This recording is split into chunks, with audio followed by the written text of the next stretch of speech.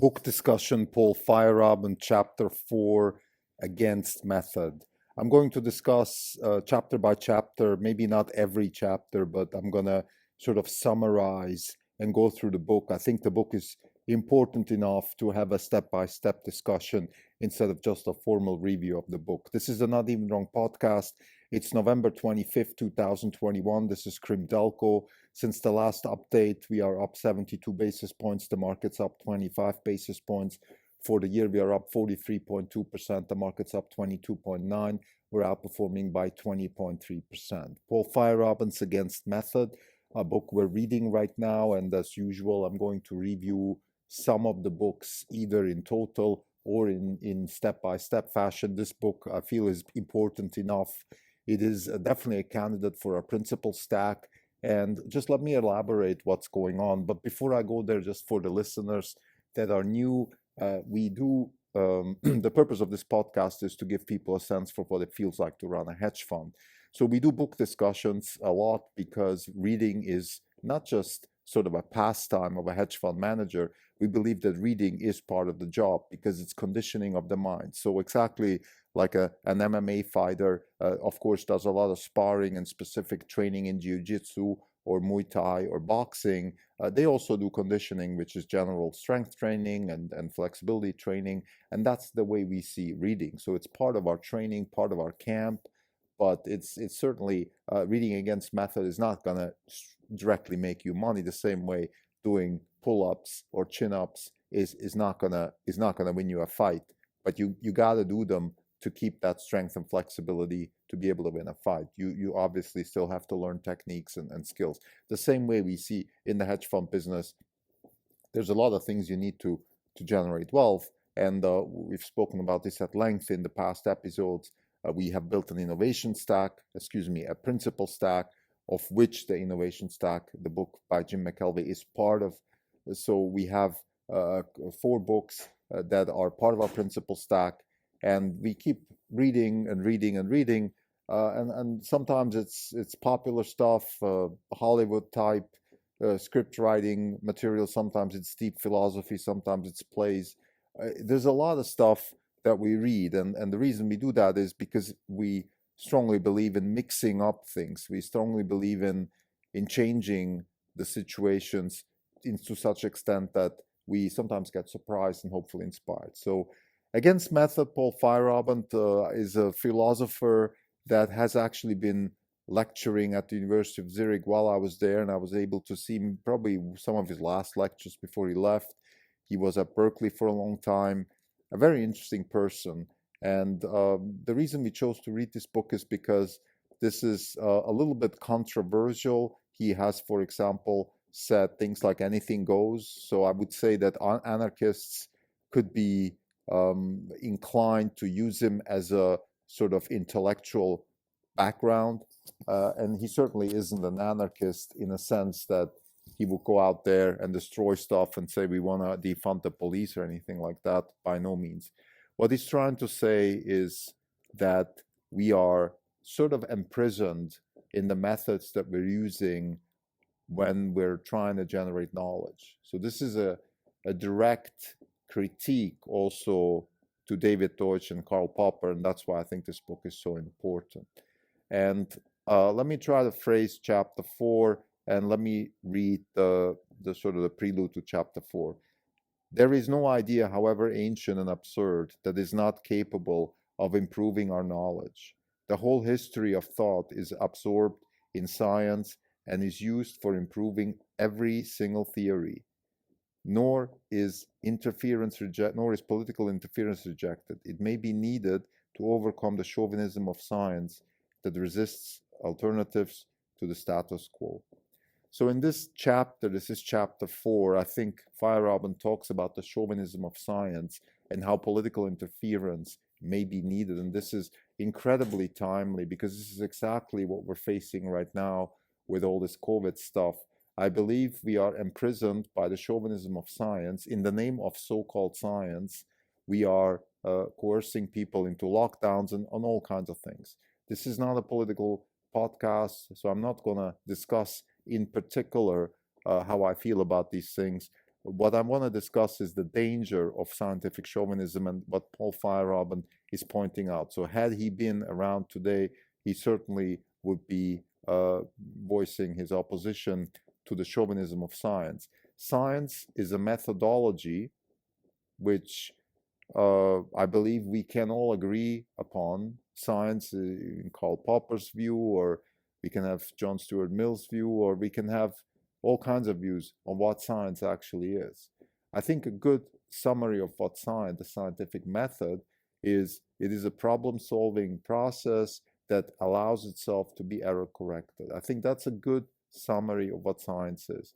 But science is also the results of all the things that happened in the past of this process. And this is the danger that Feyerabend is pointing out. We can't believe in the process and continue error correct, but we can, and it's almost a contradiction, we can't also accept as doctrine whatever came up by this process. We also have to consider that, for example, the theory of pandemics and whatever theory people throw at us, let's say, to justify lockdowns, that maybe that's wrong, that maybe there's better ways to deal with this. And maybe what's really dangerous, and he's not even talking about this in chapter 4, is mission creep.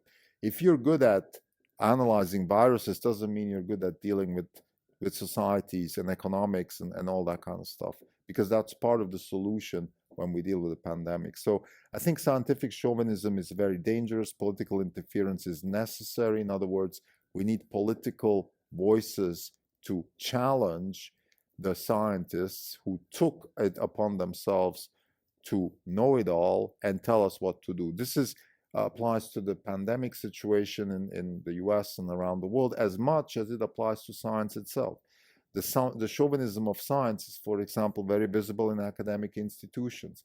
Part of the large increase in tuitions in elite universities in the United States is directly related to chauvinism, scientific chauvinism, academic chauvinism, and also the chauvinism that is exhibited by companies that are hiring people out of those institutions, or by the government, which is in bed with those institutions, in other words, funding research projects in very selected institutions. So those institutions are the gateway to research, and therefore nobody else has sort of an ability to attack or criticize that research. This is a very serious problem that I noticed, for example, when I was working on the quantum computing topics that we worked on a few years ago. We have slowed down a bit on that process, but nevertheless, we noticed that there are a few universities in the United States which get a lot of funding from the Pentagon and from other scientific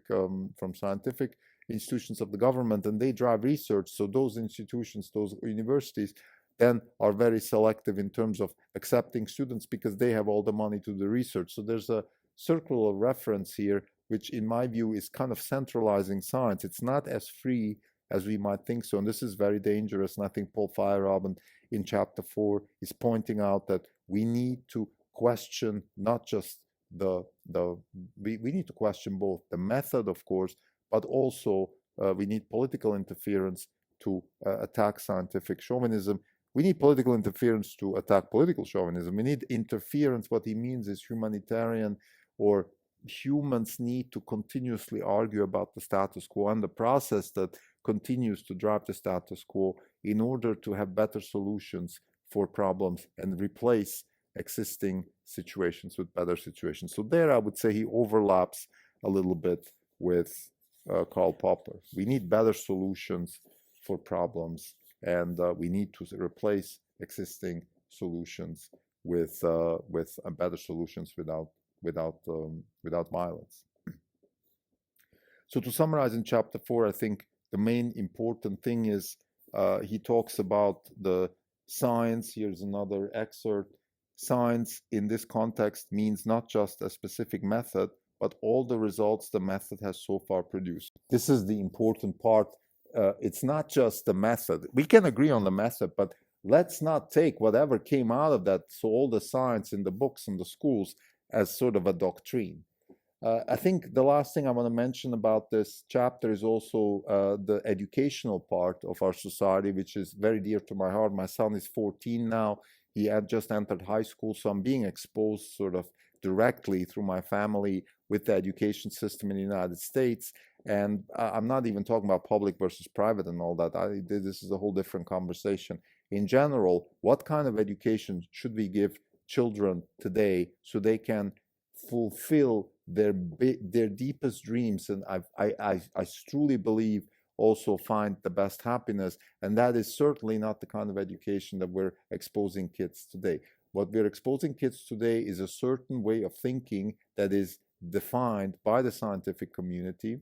And that certain way of thinking is a good way of thinking. It's certainly a good tool to know how to analyze things and use the English language or German language in Germany, or French language in France. So whatever language we're using. So we use language to express ourselves, communicate. All these things are fine. Logic, reason, which is sort of the predominant force in our education system, is a good thing. It's a tool, but it's not the only thing.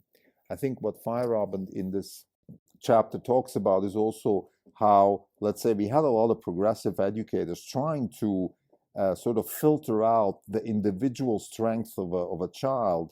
But those types of educations have often been futile because they can't then be adapted back to the scientific chauvinism or the scientific doctrine that kids need to have to be in order to go to a university. So in that sense, it was a negative selection. Progressive education was for the kids who couldn't succeed in the academic rigors of the status quo. And I think that's the problem. I think what we want is children to be a lot more dreamers and a lot more come out, bring their subjective strengths to the surface, and then let them flourish and participate in the marketplace. If we could achieve that, I think our education system would be a lot more interesting, because we would then have what Clayton Christensen calls real economic growth. Because disruptors, and this is very, very close to 0 to 1 and Peter Thiel. This is exactly what Peter Thiel is talking about. And I don't know if Thiel read Feyerabend, but what Thiel is saying in 0 to 1 is we need people, unique individual thinkers that drive progress in their own little world, and then sometimes they can change the world with their companies and sometimes they don't.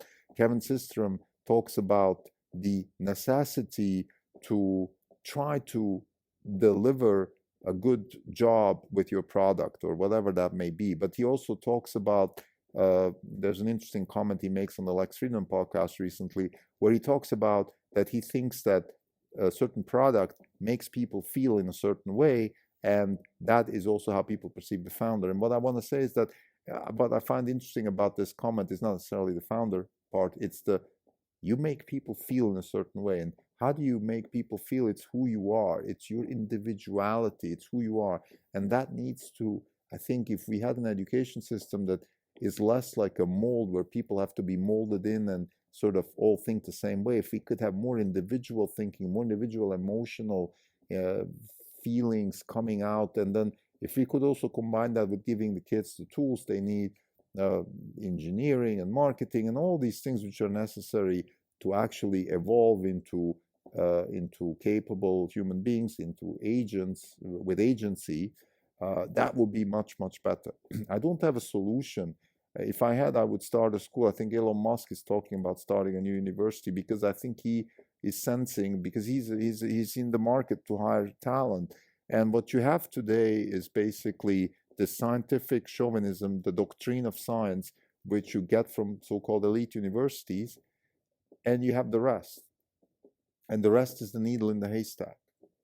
And if we could maybe systematize that a little bit better, maybe this isn't even an oxymoron, but if you could have more of a process, a method that helps foster individual strengths, individual capabilities and feelings and emotions, and combine it with skills, we would have a lot more hireable people for somebody like Elon Musk, and we would have a lot more also maybe mavericks like Elon Musk and Steve Jobs in the future. Thank you.